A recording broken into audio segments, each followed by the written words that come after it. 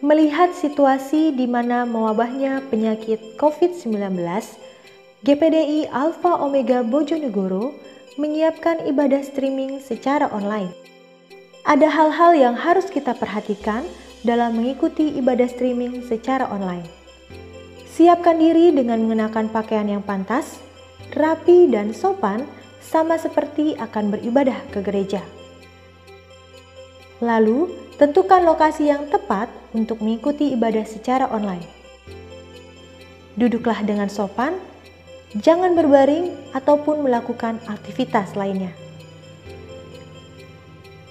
Jemaat dapat menyaksikan streaming melalui link yang telah dibagikan oleh pihak gereja.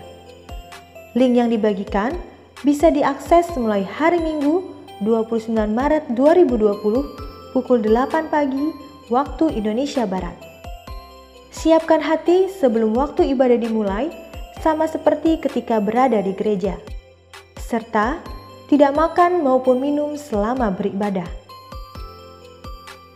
Jemaat diharapkan mengikuti liturgi selama mengikuti ibadah, seperti waktu berdoa, saat menaikkan pujian bersama,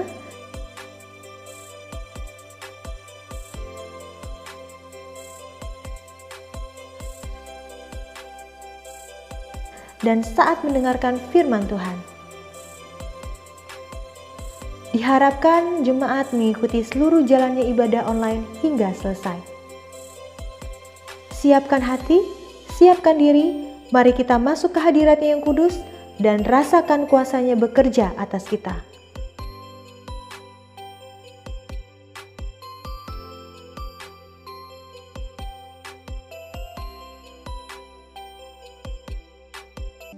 Haleluya, Shalom Jemaat GPDI Alpha Omega Bojonegoro yang dikasihi Tuhan. Salam damai sejahtera untuk kita semua. Dan saat ini kita yakin, kita percaya bahwa kita semua masih dalam berkat dan perlindungan Tuhan. Haleluya. Dan oleh karena kasih dan anugerah Tuhan, kita semua masih diberi kesempatan untuk bisa beribadah online hari ini. Puji nama Tuhan. Mari jemaat Tuhan, kita mau bersama-sama untuk berdoa. Kita mau mengawali ibadah hari ini di dalam doa. Terima kasih Tuhan. Haleluya. Terima kasih Yesus, terima kasih Tuhan. Kami mengucap syukur Tuhan untuk ibadah kami hari ini Tuhan. Kami juga mengucap syukur Tuhan karena kami punya Allah seperti Engkau, Allah yang luar biasa, Allah yang dahsyat. Engkau sudah mati bagi kami dan Engkau juga bangkit bagi setiap kami Tuhan.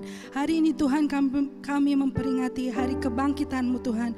Kami juga yakin Tuhan bahwa Engkau akan membangkitkan jemaat-Mu Tuhan menjadi pahlawan-pahlawan iman di akhir zaman ini Tuhan. Dan seperti Engkau telah memberkati waktu kami beribadah di dalam gedung gereja, kami juga yakin dan percaya Engkau akan tetap memberkati setiap kami Tuhan saat kami beribadah di dalam rumah kami. Terima kasih Bapa, terima kasih Yesus. Kami biarlah saja kehendak-Mu yang terjadi Tuhan atas ibadah pada hari ini Tuhan. Dan kami siap untuk memuji dan memuliakan nama-Mu Tuhan. Sucikan dan kuduskan setiap hati kami. Dan di dalam nama Tuhan kami Yesus Kristus, Tuhan dan Juru Selamat kami yang hidup, kami telah berdoa dan mengucap syukur. Haleluya. Amin.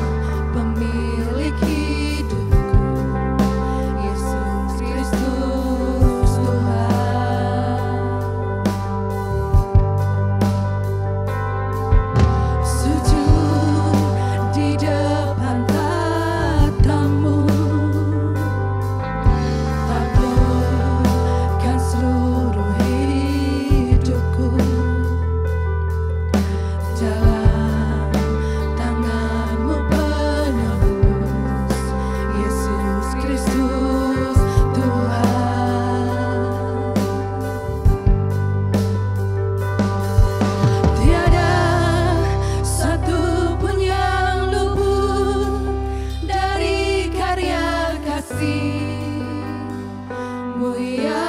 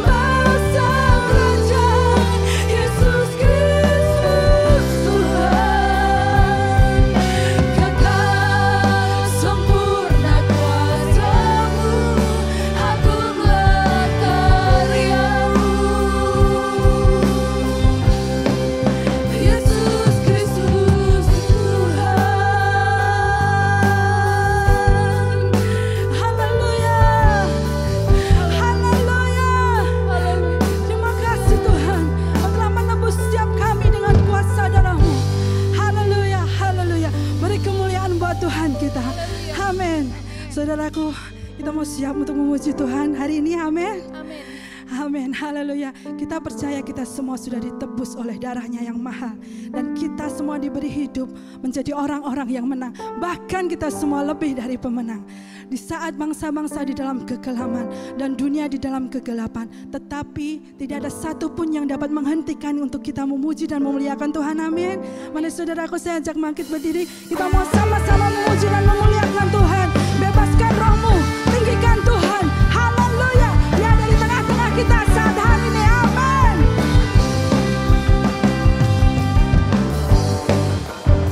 Haleluya. Lebih dari pemenang dalam segala perkara, iblis tak dikalahkan oleh kuasa darahnya. Jika Allah di pihak kita,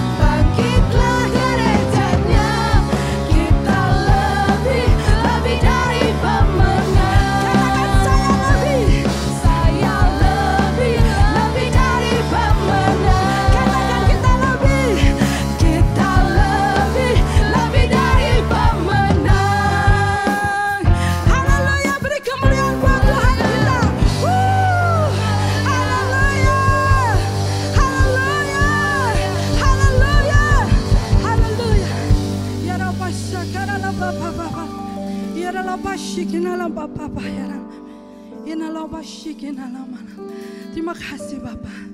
Terima kasih Yesus. Kami yakin, kami percaya Tuhan, Kau hadir di tengah-tengah kami hari ini Tuhan. Penuhkan setiap kami lebih lagi dengan hadirat-Mu Tuhan. Karena hanya dengan hadirat-Mu Tuhan, kami boleh memperoleh kekuatan, boleh memperoleh iman Tuhan. Terima kasih Bapa. Terima kasih Yesus. Kita lapasyakan lapataya lapasyakan. Hera lapa.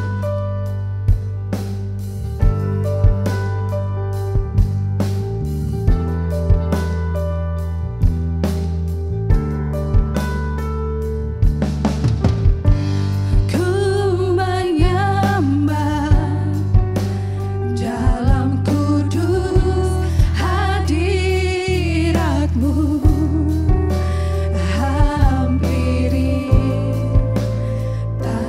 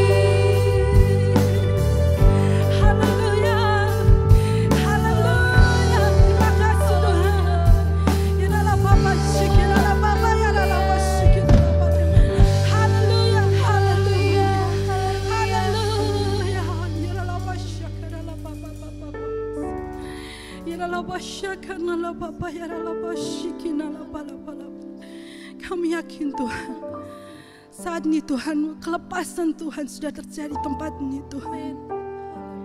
Kesembuhan terjadi atas hidup kami Tuhan.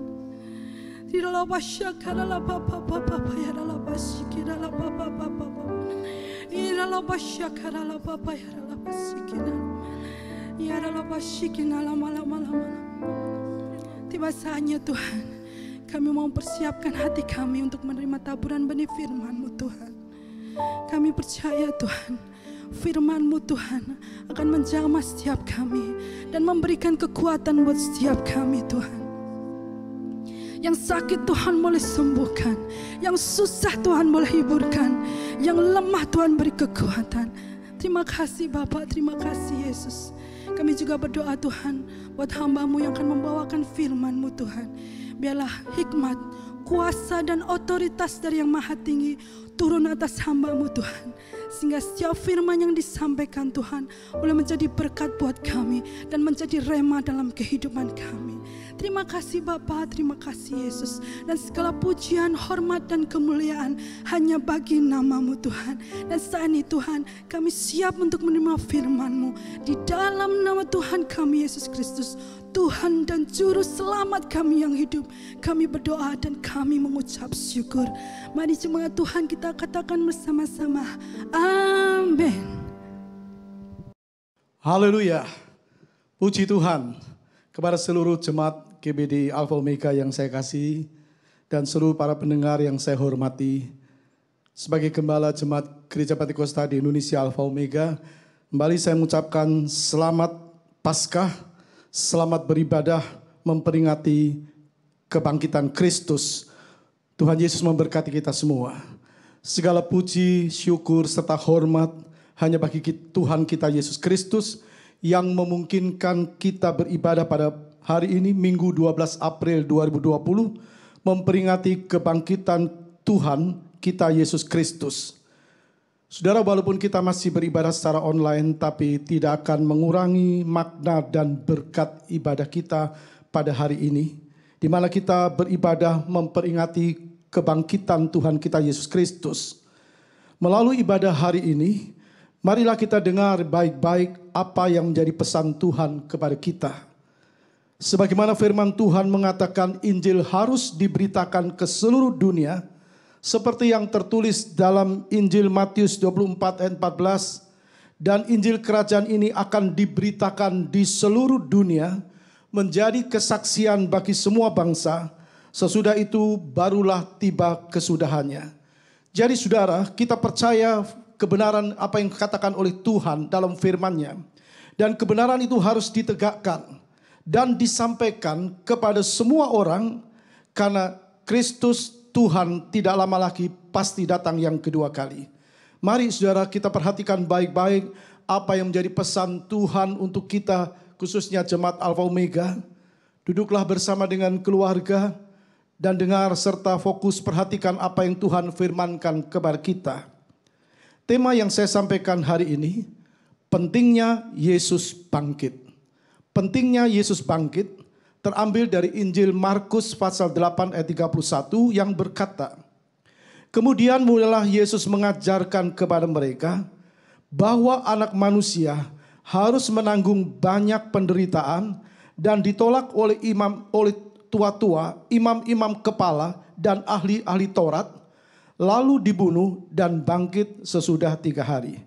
Kemudian mulailah Yesus mengajarkan kepada mereka bahwa anak manusia harus menanggung banyak penderitaan dan ditolak oleh tua-tua, imam-imam kepala dan ahli-ahli Taurat, lalu dibunuh dan bangkit sesudah 3 hari. Yesus berkata dan dia mengajar kepada murid-muridnya dan kepada semua orang pada waktu itu, bahwa anak manusia harus menanggung banyak penderitaan dan ditolak oleh tua-tua, imam-imam kepala dan ahli-ahli Taurat, lalu dibunuh dan bangkit sesudah 3 hari. Yesus berkata tentang anak manusia dan berbicara tentang dirinya. Dia Tuhan yang rela turun ke dunia jadi manusia supaya dia bisa mati tergantung di kayu salib. Dan oleh karena pengorbanannya kita terima keselamatan. Jadi Yesus sendiri yang mengajar, Tuhan sendiri yang berkata Dan kalau Tuhan yang berkata, itu penting. Kenapa penting? Karena kematian dan kebangkitan Yesus, harus menjadi pilar iman Kristen. Artinya setiap orang percaya yang benar-benar meyakini Yesus mati bagi dosa mereka dan bangkit karena Dia Tuhan, maka imannya tidak gampang digoyahkan. Kalau seseorang yang meyakini Kristus sebagai Tuhan, Yesus sudah mati bagi dosanya dan Yesus sudah bangkit, maka dia tidak akan tergoyahkan imannya kalau dia mengerti Kristus mati, Kristus bangkit. Jadi kematian dan kebangkitan Kristus itulah menjadi pilar bagi iman Kristen. Jadi Yesus sendiri yang berkata bahwa Dia bangkit. Ayat pokok kita menjelaskan bahwa Yesus sendiri yang berkata bahwa Dia bangkit. Jadi kita sendiri harus yakin sebagai orang yang percaya kepada Dia sebagai Tuhan. Kita yakin bahwa Yesus benar-benar mati di salib, dikubur dan bangkit. Dan ini harus menjadi doktrin yang harus dipegang oleh setiap kita. Setiap orang percaya, setiap orang Kristen yang percaya kepada Kristus, maka doktrin ini harus benar-benar dipegang. Bahwa Kristus benar-benar mati bagi dosa kita dan Dia benar-benar bangkit. Saudara yang dikasihi Tuhan, kalau Yesus tidak mati, maka Dia tidak mungkin akan bangkit. Kalau Yesus tidak turun ke dalam dunia, Dia tidak akan mati. Karena Dia roh, Allah itu roh, maka Dia turun ke dunia dan menjadi manusia.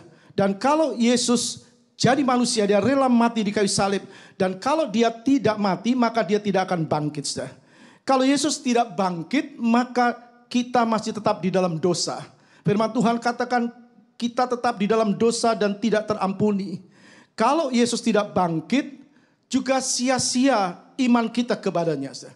Percuma kita percaya kepada Dia, Tuhan yang tidak bangkit. Dalam 1 Korintus 15 ayat 17, di situ juga dikatakan kepada kita, dan jika Kristus tidak dibangkitkan, maka sia-sialah kepercayaan kamu dan kamu masih hidup dalam dosamu. Jadi tanpa kebangkitan Kristus, maka dikatakan sia-sialah kepercayaan kamu dan kamu masih hidup dalam dosamu. Maka kematian dan kebangkitan Kristus itu harus menjadi doktrin, pengajaran bagi kita umat yang percaya kepada Dia. Harus ada di dalam hati kita. Kita percaya saudara bahwa Tuhan Allah yang kita sembah adalah Tuhan yang bangkit. Firman Tuhan berkata, kalau Kristus tidak bangkit maka sia-sialah iman kita. Dalam 1 Korintus 15 ayat 7 tadi yang 17 yang kita dengar, jika Kristus tidak dibangkitkan. Tapi puji Tuhan, Dia bangkit. Amin. Dia bangkit. Ayat 20 mengatakan, tetapi yang benar ialah bahwa Kristus telah dibangkitkan dari antara orang mati. Dia bangkit, Dia hidup. Karena Dia bangkit, maka nyatalah bahwa Dia adalah Tuhan. 1 Korintus pasal 15 ayat 3 dan 4 berkata, sebab yang sangat penting telah kusampaikan kepadamu. Sebab yang sangat penting telah kusampaikan kepadamu, yaitu apa yang telah kuterima. Apa yang telah kuterima sendiri, ialah bahwa Kristus telah mati karena dosa-dosa kita sesuai dengan kitab suci.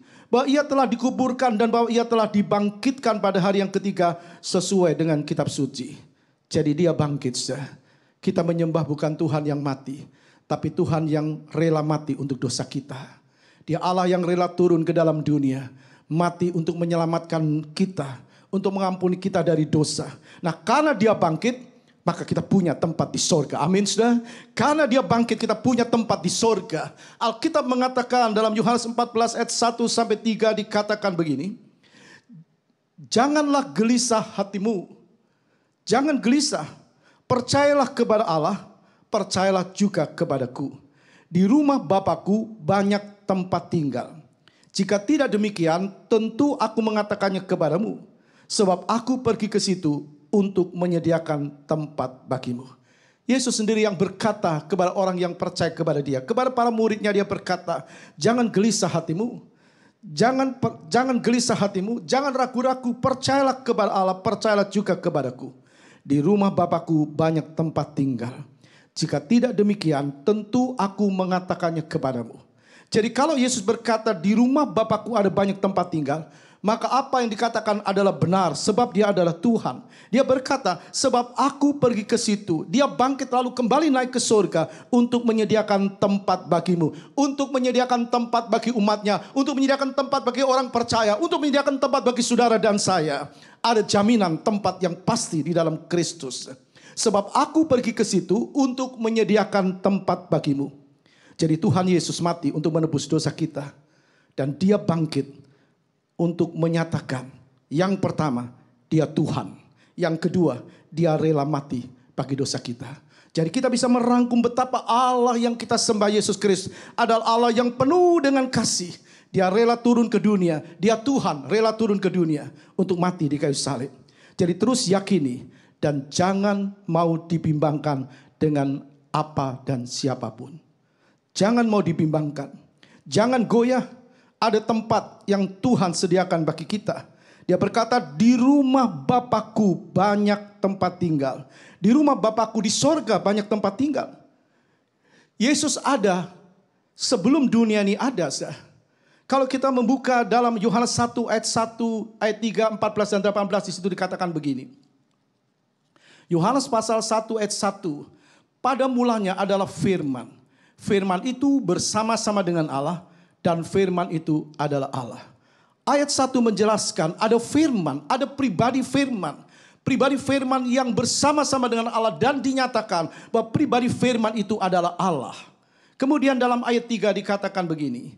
Segala sesuatu dijadikan oleh firman. Dan tanpa firman tidak ada sesuatu pun yang telah jadi dari segala yang telah dijadikan. Ayat 1 tadi mengatakan pada mulanya adalah firman, firman itu bersama dengan Allah dan firman itu adalah Allah. Jadi Allah yang menjadikan langit dan bumi. Segala sesuatu dijadikan oleh firman dan tanpa firman tidak ada suatu pun yang telah jadi dari segala yang telah dijadikan. Jadi firman itu sang pencipta. Siapa firman? Dalam ayat 14 dikatakan firman itu telah menjadi manusia. Siapa Allah yang jadi manusia? Yesus Kristus namanya. Firman itu telah menjadi manusia dan diam di antara kita. Dan kita telah melihat kemuliaannya. Yaitu kemuliaan yang diberikan kepadanya sebagai anak tunggal Bapa. Penuh kasih karunia dan kebenaran. Dia penuh dengan kasih karunia. Maka keselamatan itu bukan usaha manusia. Keselamatan itu karena kasih karunia Allah. Firman itu telah menjadi manusia dan diam di antara kita. Dan ayat 18 menjelaskan, tidak seorang pun yang pernah melihat Allah. Tidak seorang pun yang pernah melihat Allah. Tetapi anak tunggal Allah yang ada di pangkuan Bapa, dialah yang menyatakannya. Melalui Yesus Kristus, Tuhan mengampuni segala dosa kita. Sebab dia Tuhan, dia firman, dia menjadi manusia. Dan dia menyatakan siapa Allah yang sebenarnya. Dia mengungkapkan dirinya. Jangan goyah. Tetap di dalam Kristus. Karena Kristus sudah mati. Dia bangkit dan dia naik ke surga. Dia akan datang kembali untuk menjemput saudara dan saya. Dan kita tahu ada satu oknum yang tidak senang. Kalau Yesus bangkit. Siapa? Iblis. Iblis tidak senang kalau Yesus bangkit. Iblis tidak suka kalau Yesus bangkit. Iblis mencoba supaya orang tidak percaya kalau Yesus bangkit. Di dalam Injil dikatakan Matius 28 ayat 11 sampai 15. Injil Matius pasal 28 ayat yang ke-11 dan 15. Ketika mereka di tengah jalan, datanglah beberapa orang dari penjaga itu ke kota dan memberitahukan segala yang terjadi kepada imam-imam kepala. Dan sesudah berunding dengan tua-tua, mereka mengambil keputusan lalu memberikan sejumlah besar uang kepada serdadu-serdadu itu dan berkata, kamu harus mengatakan bahwa murid-muridnya datang malam-malam dan mencurinya ketika kamu sedang tidur. Ketika mereka di tengah jalan, datanglah beberapa orang dari penjaga itu ke kota dan memberitahukan segala yang terjadi, segala yang dilihat, segala yang terjadi, segala yang Tuhan perlihatkan kepada para penjaga yang menjaga di kubur Yesus pada waktu itu. Mereka berkata kepada para imam. Lalu sesudah berunding dengan tua-tua, mereka mengambil keputusan lalu memberikan sejumlah besar uang kepada serdadu-serdadu itu dan berkata, kamu harus mengatakan bahwa murid-muridnya datang malam-malam dan mencurinya ketika kamu sedang tidur. Apa yang sebenarnya penjaga itu sampaikan kepada tua-tua dan kepada para imam kepala? Apa yang mereka sampaikan? Mereka menyampaikan apa yang mereka lihat. Mereka lihat Yesus bangkit. Dalam ayat 2 dan sampai ayat 4 dari Injil Matius pasal 28 dijelaskan begini. Maka terjadilah gempa bumi yang hebat, sebab seorang malaikat Tuhan turun dari langit dan datang ke batu itu dan menggulingkannya, lalu duduk di atasnya. Wajahnya bagaikan kilat dan pakaiannya putih bagaikan salju. Dan penjaga-penjaga itu gentar ketakutan dan menjadi seperti orang-orang mati. Jadi mereka sendiri melihat, mereka sendiri alami, mereka tahu Yesus bangkit. Tapi karena mereka cerita kepada tua-tua dan kepada para imam-imam kepala, lalu mereka mengambil keputusan dan berkata kepada serdadu-serdadu itu, kamu harus mengatakan bahwa murid-muridnya datang malam-malam dan mencurinya ketika kamu sedang tidur. Sudah lihat strategi yang disampaikan pada waktu itu. Mereka lihat Yesus bangkit dan iblis tidak senang. Iblis merancang penyesatan dengan kebohongan. Iblis tidak ingin kalau Yesus bangkit. Kenapa? Sebab itu akan menjadi senjata andalannya untuk menyatakan bahwa Yesus adalah manusia. Buktinya dia tidak bangkit dan seterusnya. Tapi puji Tuhan, hari ini kita memperingati kebangkitan Kristus. Amin. Dia bangkit, dia hidup, dia Tuhan. Kalau murid-muridnya mengambil mayat Yesus, kenapa para imam tidak bisa membuktikan?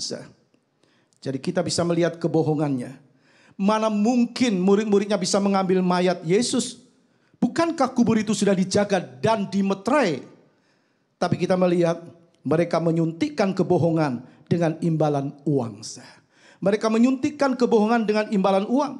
Jadi apapun yang dilakukan orang, apapun yang dilakukan mereka, apa yang dilakukan para imam kepala dan tua-tua pada waktu itu, Yesus tetap bangkit.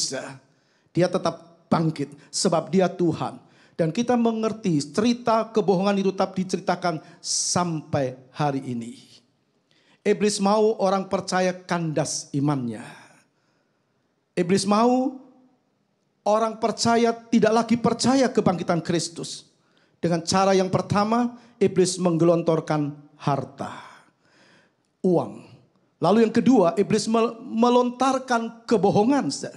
Dan yang ketiga, iblis menggelontorkan jaminan perlindungan. Dalam Matius 28 ayat 14 dikatakan, dan apabila ini kedengaran oleh wali negeri, kami akan berbicara dengan dia sehingga kamu tidak beroleh kesulitan apa-apa. Kami akan bicara dengan wali negeri, kami akan bicara dengan dia sehingga kamu tidak beroleh kesulitan apa-apa. Mereka sendiri melihat Yesus bangkit, tapi kebohongan yang disampaikan. Mereka berkata, murid-muridnya mencuri mayatnya pada waktu malam. Hati-hati cara licik iblis. Jangan sampai harta dan kedudukan membuat seseorang meninggalkan imannya, meninggalkan Kristus. Firman Tuhan berkata, apa gunanya orang memperoleh seluruh dunia tetapi ia membinasakan atau merugikan dirinya sendiri. Apa gunanya seorang memperoleh seluruh harta dunia ini tapi jiwanya binasa. Jadi kita lihat kebohongan. Kita lihat sudah apa yang digelontorkan. Kita tahu apa yang dikatakan oleh para imam-imam. Siapa yang iblis pakai? Yang pertama kita lihat imam-imam kepala. Imam-imam kepala dan orang-orang Farisi. Dalam Matius 27 ayat 62 sampai 63, keesokan harinya, yaitu sesudah hari persiapan, datanglah imam-imam kepala dan orang-orang Farisi bersama-sama menghadap Pilatus. Keesokan harinya, yaitu sesudah hari persiapan, datanglah imam-imam kepala dan orang-orang Farisi bersama-sama menghadap Pilatus dan mereka berkata, Tuan, kami ingat bahwa si penyesat itu sewaktu hidupnya berkata, sesudah 3 hari aku akan bangkit. Iblis pakai yang pertama imam-imam kepala dan orang-orang Farisi. Mereka mendengar apa yang Yesus ucapkan. Mereka bilang, Tuhan, kami ingat bahwa si penyesat itu sewaktu hidupnya berkata, sesudah 3 hari aku akan bangkit. Jadi mereka tahu, mereka dengar sendiri. Waktu Yesus mengatakan kepada murid-muridnya, bahwa dia pasti bangkit. Saudara perhatikan apa yang firman Tuhan katakan. Apa yang ditulis dalam firman Tuhan. Firman Tuhan adalah perkataan Tuhan sendiri. Kalau begitu kita melihat ada orang-orang yang sebenarnya mengerti bahwa Yesus itu bangkit. Dia Tuhan, tapi tidak mau percaya kepadanya. Saudara, kita kembali melihat iblis pakai yang pertama adalah para imam kepala dan orang-orang Farisi. Dan yang kedua Pilatus. Pilatus adalah penguasa pada waktu itu. Orang yang punya kuasa. Pilatus tahu bahwa orang Yahudi itu ingin menyalibkan Yesus karena dengki. Dalam Matius 27 ayat 18, Pilatus memang mengerti bahwa mereka telah menyerahkan Yesus karena dengki. Ada orang-orang yang karena dengki, karena tidak senang. Dan kita bisa melihat ada orang-orang yang seperti yang dilihat oleh Pilatus. Pilatus tahu bahwa orang Yahudi ingin mensalibkan Yesus karena dengki. Dan Pilatus juga tahu bahwa Yesus benar dan tidak bersalah. Pilatus juga tahu Yesus tidak melakukan kejahatan. Tapi kita melihat apa yang dilakukan, diputuskan oleh Pilatus demi jabatan, demi menyenangkan orang banyak. Dia melepaskan Barabas si penjahat. Jangan heran dengan keputusan Pilatus sebagai penguasa pada waktu itu. Keperpihakan dia waktu itu karena tekanan massa. Pilatus. Dan yang ketiga, penjaga-penjaga kubur. Penjaga kubur menceritakan berita bohong karena apa? Karena suap. Karena suap, karena uang. Nah, ketiga kekuatan itu terus bergerak. Dari dulu sampai hari ini. Bahkan semakin gencar menjelang kedatangan Tuhan Yesus yang kedua kali. Jangan terkecoh. Jangan ragu-ragu. Jangan bimbang. Kita lihat imam-imam kepala dan orang-orang Farisi. Mereka tahu, mereka dengar. Yesus berkata kepada murid-muridnya bahwa dia pasti bangkit. Ini bicara orang-orang yang tahu sebenarnya. Dia sebenarnya tahu. Tapi menyembunyikan apa yang dia tahu. Dia tahu Yesus itu Tuhan. Tapi sembunyikan apa yang dia tahu. Itu imam-imam kepala dan orang-orang Farisi. Pilatus penguasa. Atau orang-orang yang punya kekuasaan. Dia juga pakai kekuasaannya. Penjaga-penjaga kubur, orang-orang biasa yang gampang disuap, diberi kedudukan, dikelabui dan sebagainya. Tuhan tidak akan tinggal diam. Firman-Nya terus akan bergerak. Sebab firman-Nya terus akan diberitakan ke seluruh dunia sebagai wujud bahwa dia sangat mengasihi isi dunia. Karena begitu besar kasih Allah akan dunia ini sehingga dikaruniakan anaknya yang tunggal, Yesus Kristus. Supaya barang siapa percaya kepadanya tidak binasa, melainkan beroleh hidup yang kekal. Seperti Injil Lukas 24 ayat 14, Injil kerajaan ini akan diberitakan di seluruh dunia.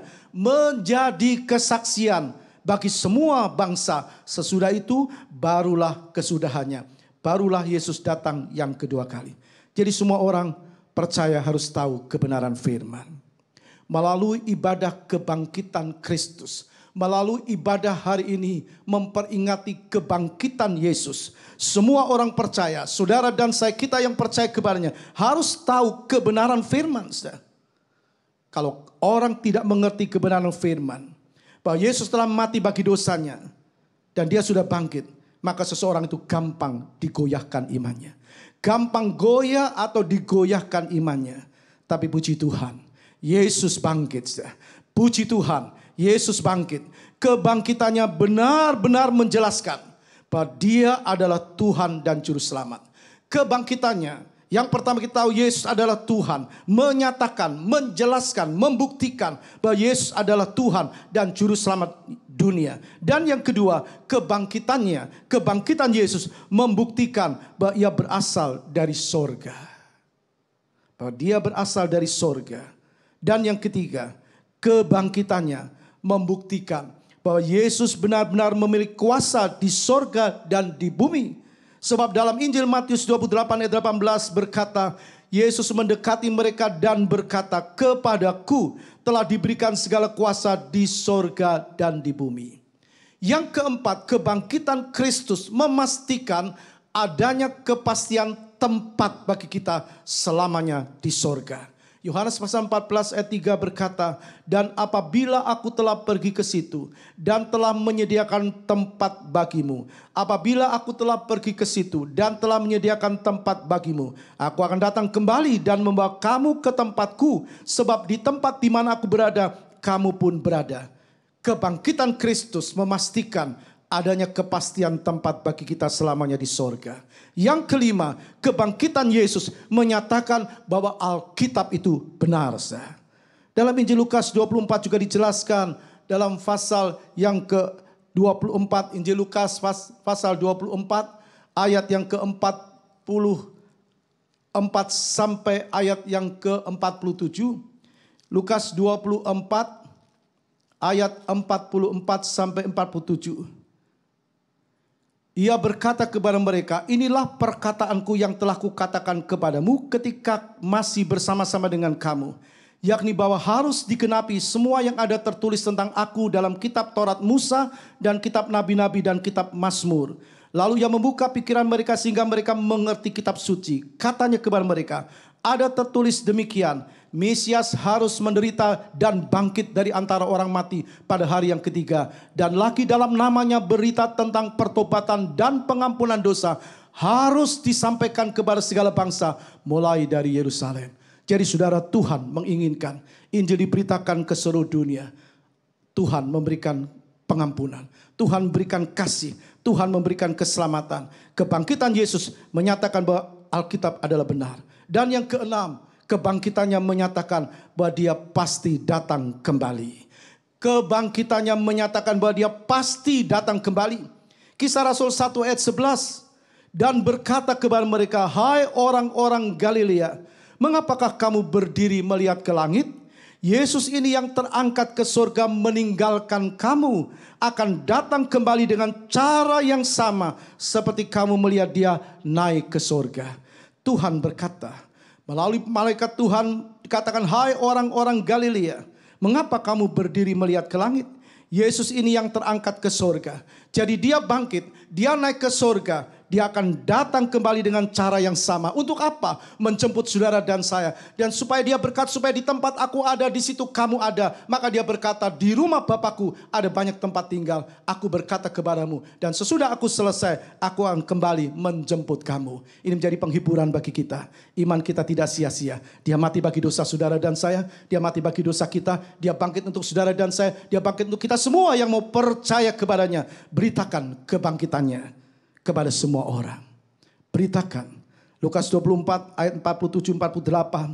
Dan lagi dalam namanya berita tentang pertobatan dan pengampunan dosa harus disampaikan kepada segala bangsa. Mulai dari Yerusalem, kamu adalah saksi dari semuanya ini. Kita sudah meyakini Yesus itu Tuhan. Beritakan kepada yang lain. Keluargamu, saudaramu, orang yang dekat dengan engkau. Supaya mereka terima dia dan diselamatkan. Akan mereka percaya dan diselamatkan. Roma 10 ayat 9 sampai 10. Roma 10 ayat 9 sampai 10 berkata, sebab jika kamu mengaku dengan mulutmu bahwa Yesus adalah Tuhan. Sebab jika kamu mengaku dengan mulutmu bahwa Yesus adalah Tuhan dan percaya dalam hatimu bahwa Allah telah membangkitkan dia dari antara orang mati, maka kamu akan diselamatkan. Karena dengan hati orang percaya dan dibenarkan, dan dengan mulut orang mengaku dan diselamatkan. Keselamatan itu benar-benar anugerah Tuhan. Keselamatan itu benar-benar kasih-Nya Tuhan. Beritakan bahwa Yesus adalah Tuhan. Yohanes 20 ayat 29 juga mengatakan, kata Yesus kepadanya, kalau engkau telah melihat aku, maka engkau percaya. Berbahagialah mereka yang tidak melihat namun percaya. Kita yakin, kita percaya dia Tuhan. Dia akan datang kedua kali untuk menjemput saudara dan saya.